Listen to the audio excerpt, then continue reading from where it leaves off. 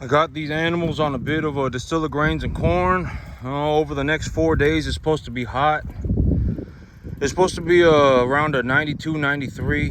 But I believe that this is going to be the last bit of heat that we get for the rest of the year. And so when it starts to get cool, I'm going to be planting my grass. The next time that it gets cool, it'll probably take about a week or two. But I'll be planting my grass the next time it gets cool. And the weather conditions that I'm looking for are, if there is a heat spike, I don't really want it getting way past over 85. I don't want it being 93, especially with me not having much of ground moisture. I have a little bit of ground moisture, but I don't have a lot. And so I really want it to be about 80 degrees in the afternoon. But right now, okay, so today I'm going to spend time talking about the business side of things. We're going to spend time going over the business side of things. I'm going to ask questions. Instead of just, giving out information, I'm going to ask questions.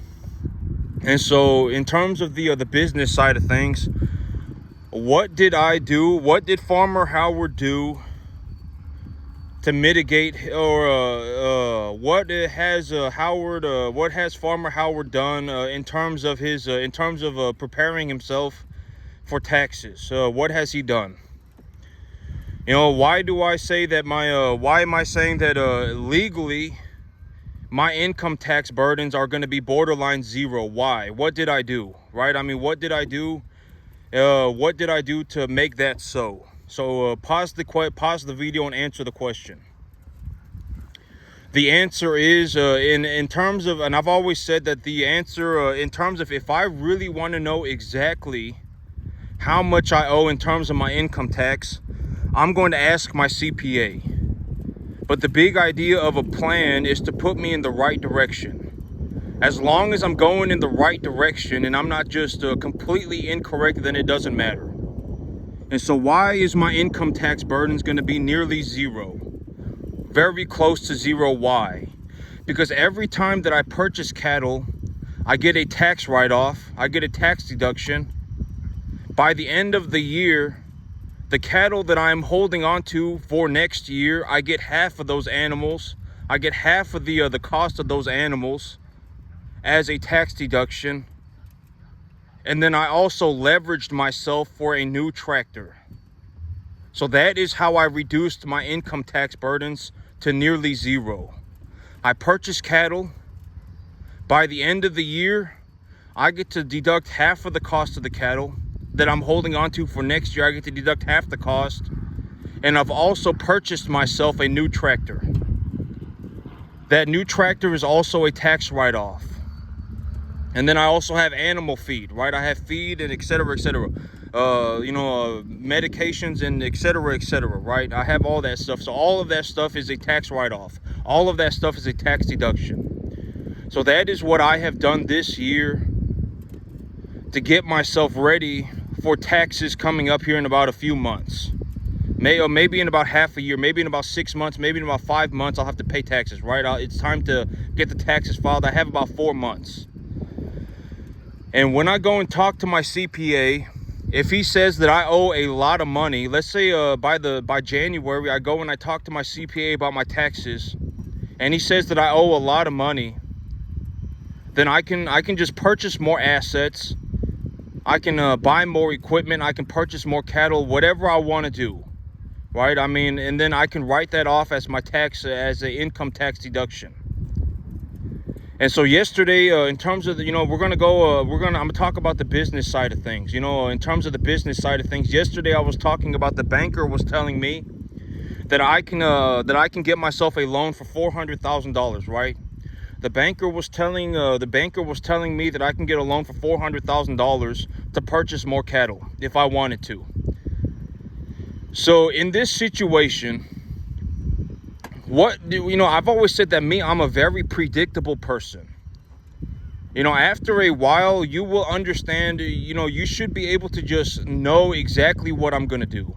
I'm very predictable. I don't just go out and just randomly decide that I'm going to go on a magical journey, right? I don't just wake up one day and say, you know what, I'm going to go and just go and do something completely different. I don't do that, right? I'm not just going to wake up one day and say, you know what, I'm going to go and start building houses. right? I don't do that, right? I don't just wake up one day and just randomly decide that I'm going to go and be the best basketball player on the planet. I don't just do that. That's not me. Right? I don't just wake up one day and just decide, you know what, I'm magically going to become the best soccer player on the planet. I don't do that. Right? That's not me. I'm very predictable. So when I have access to money, what do I do with it? I have an investment funnel. I purchase cattle, I purchase land, and then I purchase equipment. Cattle and cattle feed, land, and then equipment, right? And if I have any money left over, I'll go and buy myself something. If I want to buy myself a new gun, I'll buy myself a new gun. If I want to go into whatever I want, I can buy whatever I want after that. Right? Anything. And so in this situation, let's say that, you know, I have a loan for $400,000 and I can purchase new cattle if I want to. What do you think I'm going to do with the money? It's very obvious. I talk about this all the time. Why, I'm not like going to wake up tomorrow and suddenly decide that, you know what, I have it in me to be the best basketball player on the planet. I'm not going to suddenly wake up tomorrow and decide, you know what, I have it in me to go and build houses. I have it in me to go and be the best soccer player on the entire planet. You're not going to see me do that. I'm very predictable. So let's say, you know, I have access to money. What am I going to do? I'm going to take a look at my overall, answer the question first. Pause the video and answer the question first. What do you think I'm going to do? I'm going to take a look at my overall balance sheet, attach an appraisal value to my animals, see if I'm in the net positive, and then utilize the loan in equivalent to the appraisal value of the animals. I tell you that every single time, right? I haven't changed the answer one time.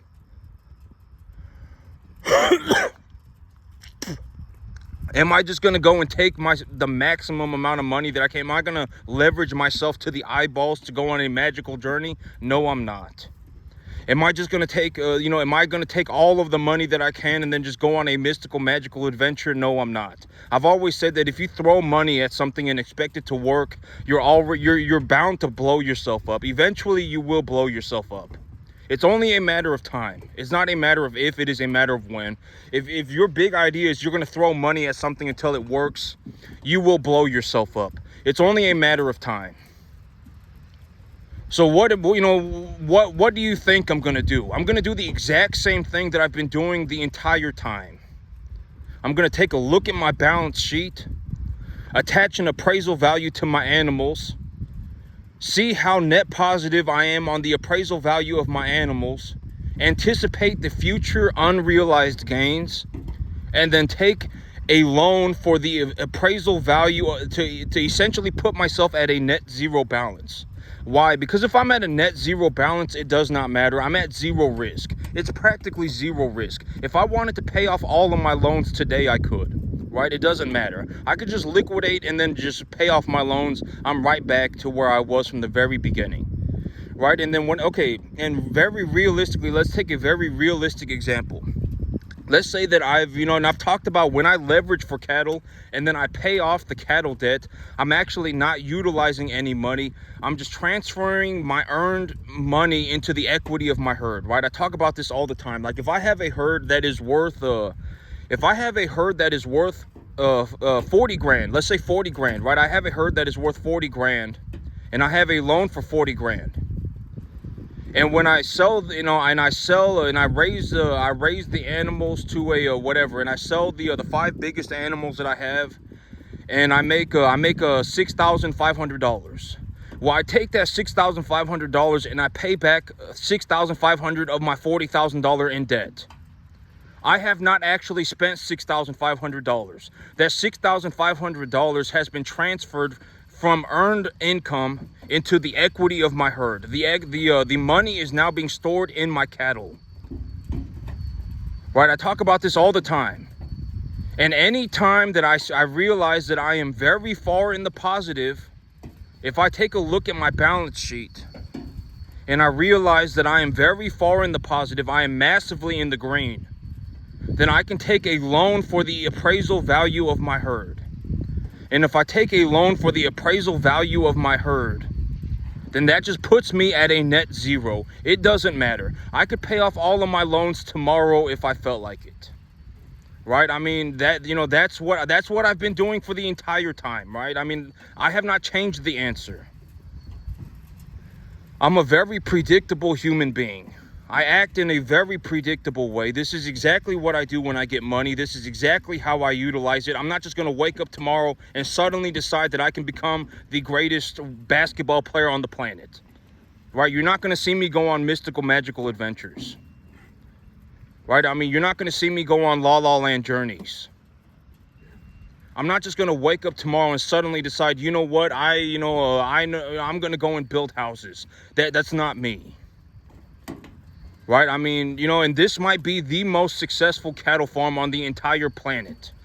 One of them. Like, if you want to be able to do this, you're going to have to be like the best on the planet. And I've already said that unless you are in a situation where you've actually, learned properly and you actually can do something, you can actually farm, you're not going to be able to learn it. Unless you are in a situation where you are genuinely going to give up everything you are doing for the next 15 years of your life and only learn how to farm, you're not going to be able to learn how to do this. You're probably not even going to get to the 10% mark if you live to be 5,000. This might be the most successful farm on the entire planet. Here's another, I've been talking about this, but here's another way to look at it. In the year 2024, I managed to get into the top 0.00001 percentile of the entire U.S. economy. That's how much money I made. I mean, I'm probably the only person in the entire economy that managed to do this by running commercial cattle, by starting a commercial cattle farm. I'm probably the only one. I mean, I don't even know anybody that's even gotten to the 10% mark. Not even 10%. And, I wanted to talk about this in terms of business. And I always say, starting a business might be the worst idea you've ever had. You might hold on to it for dear life until you're 70 and then just die poor, right? I mean, you might. There's a very realistic possibility that happens. You go on a mystical, magical adventure. You think that your life is a La La Land journey and that the world is Disneyland. And then you hold on to this thing for dear life until you're 70. You barely make enough money to get by. You're splitting your chops open for nothing. And then congratulations, you have no retirement and then you die. Right? There's a very realistic possibility that happens. Right? I mean, I've talked about this. This is a very realistic possibility of being a business owner. You have nothing, right? And then you barely make enough money to get by your entire life, and then you end up just with no retirement, right? And I talked about the big idea of like when you're gonna go. Okay, and I used me as an example because I actually did this. Me, when I went to go run cattle, when I decided, I'm gonna start running cattle. Why did I not do business with Billy Joe Bob? Why did I not do business with, just a bunch of random people? Why did I not do that? Why did I specifically choose to work with the commercial beef industry? Like me, when I looked at the market, why did I specifically choose to work with the commercial beef industry? Why did I do that? Because the commercial beef industry is worth like 1,000,000 times more money than me. Anytime that I make $1, the commercial beef industry makes 1,000,000. It is much more realistic to make money with the commercial beef industry than it is with Billy Joe Bob. Right? I talk about this all the time. And I know that this is going to sound like a dick move. It's going to sound horrible. But I mean, you just got to understand. And me, the reasoning that I came down to was that a lot of times when you have a poor person, they're not poor because of a good reason. There's a reason they're poor, and it's usually not good. Right? I mean, I don't know what it is, but it's usually not good. I fell out of heaven at 7. I'm going to go on a mystical, magical journey. My life is a La La Land adventure. All sorts of problems. Right? I mean, when you have a poor person, it's usually not a good thing. Usually they're poor because of a reason. I'm going to, come up with some worthless scheme and then, whatever. Right? And then, whatever it may be. There's a lot of reasons to be poor and almost none of them are good. That's how I reasoned it. right? I mean, money does not make you a good person. Money does not make you a bad person.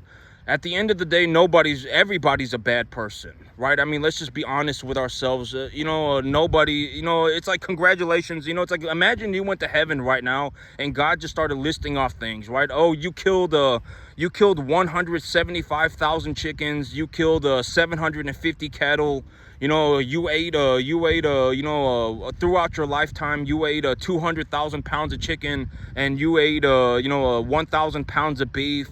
That means you killed 100 cattle. And imagine that. Nobody's a good person, right? I mean, nobody's a good person. I mean, you went on. Nobody's a good person, right? I mean, everybody's a bad person. It does not mean you should sell your soul, right? That's my big thing, right? I mean, nobody's a good person. It does not mean you should sell your soul. And so, me, it's like, why did I specifically, me personally, when it comes to doing business, you always want to work with the richest people that you can find. You always want to find the person who has the most money. That, this is what I did. This is also why I work with the commercial beef industry and I don't work with Billy Joe Bob. Why do I work with the commercial beef industry? Because the commercial beef industry will write me a $50,000 check like it's nothing. They don't, to the commercial beef industry, $50,000 is nothing. I don't even meet the person who's writing the check. The person at the front desk just prints it out, and then boom, there's my money. Right? I don't even meet the CEO, or I don't even meet the management. The person at the front desk just prints out my check and then I leave. That's what it's like. I mean, the $50,000 to the commercial beef industry is nothing. And so why do I suggest working with the richest people that you can find? Why do I suggest that? Because that one rich person may legitimately make 1,000 times more money than everybody else. You would need 999 Billy Joe Bobs to get that one rich person in terms of financials. It is much more realistic to make money working with rich people than it is working with poor people. I guarantee it. If you try and the way that I talked about this was, even if you have a massively good idea, right? You are offering commercial beef cattle, body conditioning score 6, and you're actually offering your animals at even 10% under market value. You lowballed yourself and you said, you know what, if I'm going to sell it to Billy Joe Bob, at the sale barn, I would anticipate that I can get 40 grand, but to Billy Joe Bob, I'm just going to sell him for 35. I don't really care. I'm just going to sell him for 35 to Billy Joe Bob. And if Billy Joe Bob makes $50,000 a year, even if he's getting a good deal, it will be a life and death battle to get a $35,000 check from Billy Joe Bob. Even if it's a phenomenally good deal. I could take these animals to the sale barn right now and get 40 grand for them, but instead I'm going to offer them to Billy Joe Bob for 35 grand. But Billy Joe Bob only makes $50,000 a year. It will be a life and death battle. Even if it is a phenomenally good deal, Billy Joe Bob will not want to give you 35 grand. And so you don't want to be in a situation where you're having life and death battles over minuscule amounts of money. Right? Like me, I'm not going to sit there and have a life and death battle over 50 grand. It's a waste of time. Even, 50 grand is a worthless amount of money. Right? And I talked about money, if you got a poor person, there's a reason they're poor. And it's usually not a good reason. All right? It's usually something bad. They're having some kind of major problem. Right? I mean, maybe they drink too much. Maybe they do drugs. Maybe they're an I fell out of heaven a 7. I don't know what it is. Maybe they're just an idiot. I don't know. Right? I mean, you'd have to take a look at the individual. And I've always said that money is not the problem. Okay? When it comes to someone having a money problem, it's not that you don't have enough money. All right? I mean, it's probably that you don't, there are a lot of problems. A lot of problems, right? I mean, you got to think about it. There are a lot of problems. It's usually not someone who's like, you know what, I made a bunch of good choices, and I really thought about my money, and I invested my money into these assets, and I did all of these super good things with my money, and then I just happened to become poor. It doesn't work out like that. Right? I mean, it's usually like they were having some major problem. They went on a mystical, magical adventure, and then dumped their money into a money pit, and then never got it back. And even me, when I first started this business, I spoke about how I first started this business, right? I was buying and selling cattle. I had all different types of cattle. I had some plainer animals. I even had a mama cow at one point. I had beef dairy crosses, and I had stalker calves. And as I was buying and selling these cattle, I realized that I was getting my money back. At least I was probably making a little bit of profit on the stalker calves. And so I started purchasing stalker calves, and then I had $12,000 in my bank account. And so I invested my 12 grand. It took me several months. And by the time I had finished investing my 12 grand, I realized, hey, I knew a little bit about the beef industry. I knew a little bit about the cattle industry. And I realized, hey, well, at least I'm making my money back. And so I took a look at it, and then I decided, you know what, if I went and liquidated my animals today, I would actually probably make my money back and then some. I would probably make a profit. And so I went and I took a loan for 18 grand from the bank. I invested that 18 grand. I was all in 30 grand, and the rest is history. I managed to turn that 30 grand into about 75, 90 grand within about 9 months. And then I realized, I can actually, but the reason that I did that was because the feeder cattle market skyrocketed. Almost 250%. So almost like 200%. It was not 250, it was like 200%. And so, the animals, it's like I should have gotten 45 grand for them, but I actually got 90 grand for them. I should have gotten 40 grand for them, but I got 75 grand for them. And so, and then the rest is history. And even now, without the feeder cattle market skyrocketing, and with my experience and with what I understand how to do, etc., I can still borderline make about 75% return on my money every 9 months. It takes me about 9 months to turn $1 into $1.75.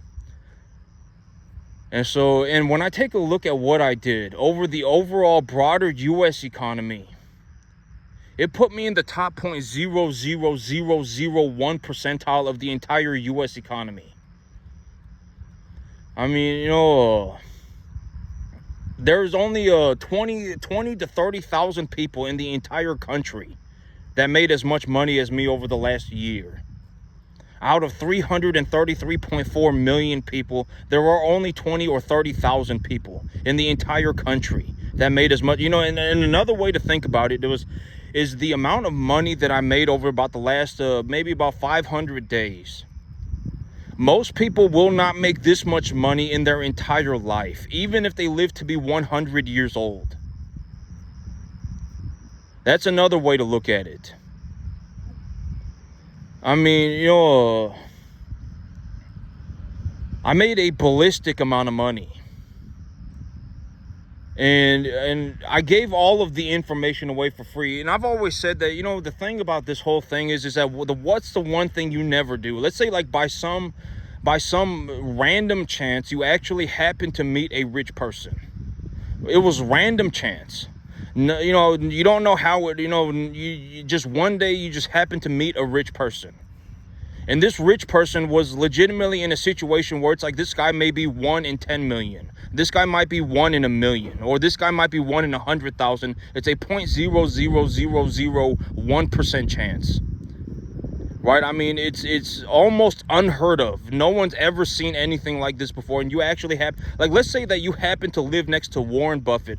You don't know how it happened, but Warren Buffett just somehow, by random chance, you happen to be next to Warren Buffett. What's the one thing that you never do with Warren Buffett? You never ask Warren Buffett for something. You don't ask Warren Buffett for anything. Warren Buffett does not care if you die tomorrow. I'm serious. Warren Buffett, I mean, and it's the same way for me. It's the same way for everybody. If you die tomorrow, I don't care. I don't care. I honestly don't. I mean, I'm telling you, Warren Buffett does not care if you die tomorrow. He doesn't. If you asked Warren Buffett for $5, he wouldn't give it to you. Why would he give you $5, right? What's the one thing you never do? You never ask for something. And I've said, like, in terms of using me as an example, if I use me as an example, who is somebody that I would gladly work with? Who is it, right? I mean, if somebody showed up to me and said, you know what, I can't run the business, and I can't run and I can't grow the grass, but I can run the cattle. I can actually run cattle better than you, right? Like, I've seen you run, you could probably run 1,000, because here's the thing. Me, even when I'm running a full-on business, growing my own grass, everything, I can still manage to run about 1,000 cattle a year by myself. Like, if somebody was going to just run cattle and that was the only thing that they were going to do, I would hope that if they were even halfway useful, they would be able to run more than 1,000 cattle a year by themselves. They could go and buy them, bring them in, budget for them, utilize their own money, make money on them, etc., etc. You know, I will grow the grass and I will run the business. You know, then sure, I would work with that individual. Right? But I'm not going to go and work with somebody who has no idea what they're doing.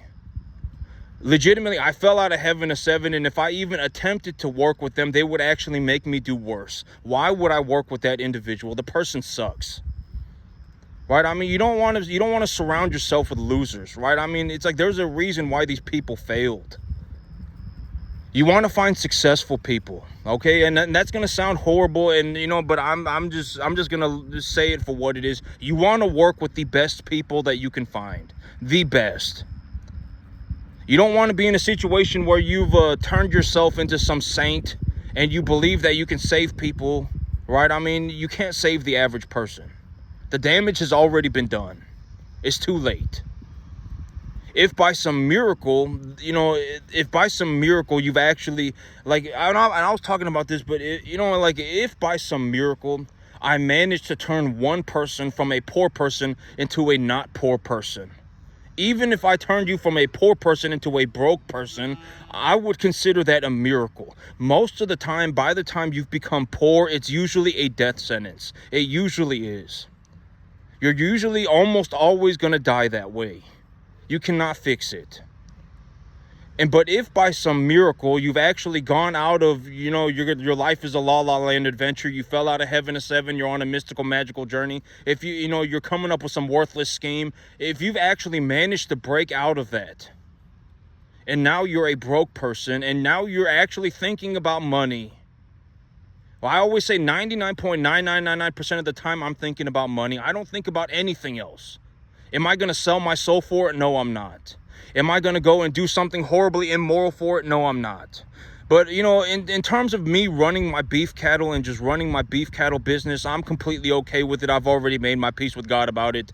I understand that this is not the most whatever, right? I mean, a lot of people, it's like, you don't want to be in a situation where you're, having to cause harm to an animal and whatever it may be, right? And see animals die and raise animals. But there are benefits to raising animals in captivity. A lot of these cattle, if they were out in the wild, they would be bone thin or dead. So, I mean, there is a benefit to raising animals in a domesticated situation. There are benefits to it, right? I mean, they get good square meals every single day. They don't have to worry about not being able to find water. Right, I mean, they get good shelter, everything, right? I mean, they're not starving, etc., etc. And so, me, 99.9999% of the day, I'm thinking about making money. I don't sit there going, I fell out of heaven a 7. I don't sit there going, oh my God, I'm going to come up with some worthless scheme. I don't sit there going, oh my God, you know what, I'm going to go on a mystical, magical adventure, launch a Hail Mary into the middle of nowhere. I don't do none of that stuff. I just objectively think about making money. I'm going to put this much money into it and get this much money out of it if I do this, this, and this. And then I double check everything 5,000 times. I check everything 5,000 times. I go over everything again and again and again and again and again. I'm going to buy these animals. The corn market is sitting at this price. I'm going to purchase this much corn. I'm going to anticipate that I feed this much corn over this period of time. As the animal gains weight, I anticipate that I'm going to increase the amount of corn that I feed. But if I take the overall average, I anticipate it's going to be this much. So I should order this much and put it into my storage bin. Right? I mean, stuff like that. I don't sit there and just go, you know what, I'm going to go on a mystical, magical journey. It's going to work out for me in some spectacular fashion. And when it works out for me in some spectacular fashion, I'm going to go skipping off into the sunset singing Kumbaya. I don't do that. I'm going to feed my animals this diet. I'm going to plant this grass. I need the weather to be like this, etc., etc. Objectively correct information. Put myself in the right direction. Even if it's not perfect, at least I'm going in the right direction. 93, 98% correct. The 2 to 7% that happens along the way, I can figure it out. Right? I mean, that's how I do things.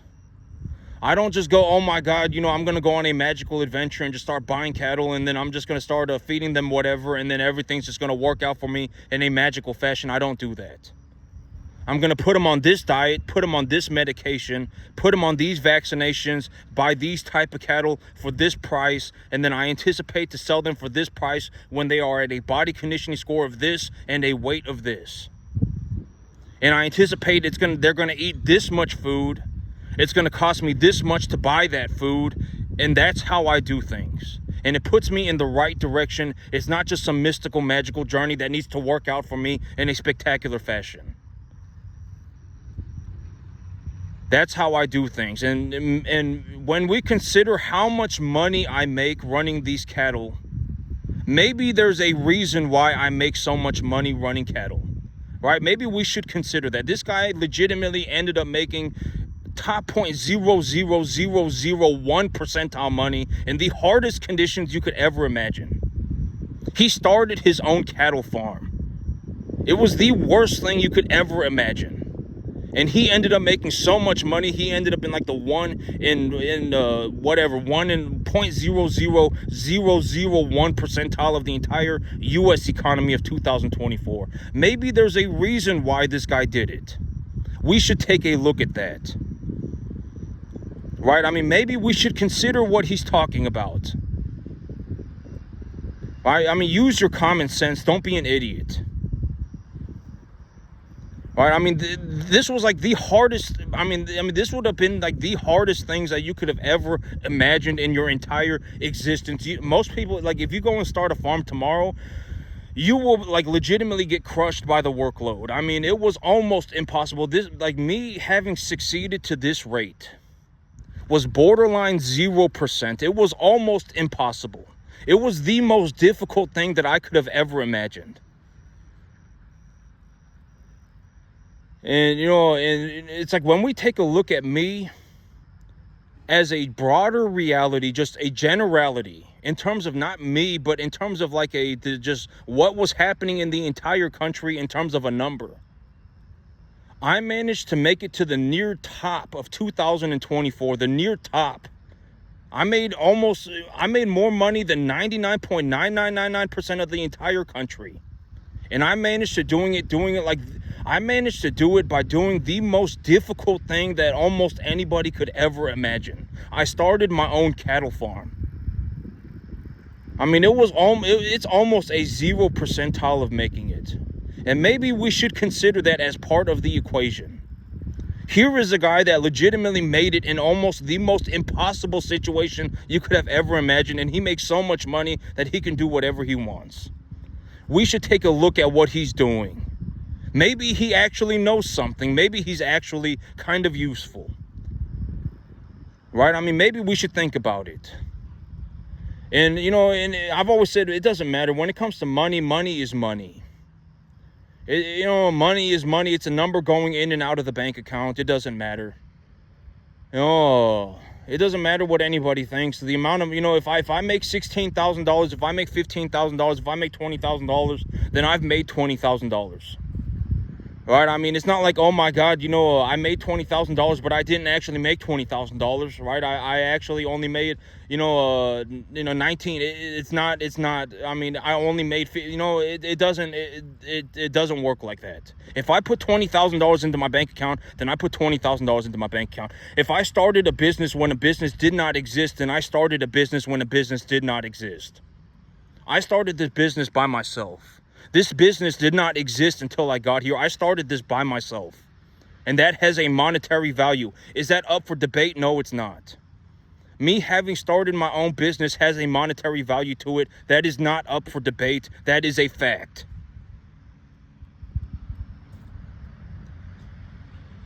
And so that's it for me today, YouTube. Y'all have a good one.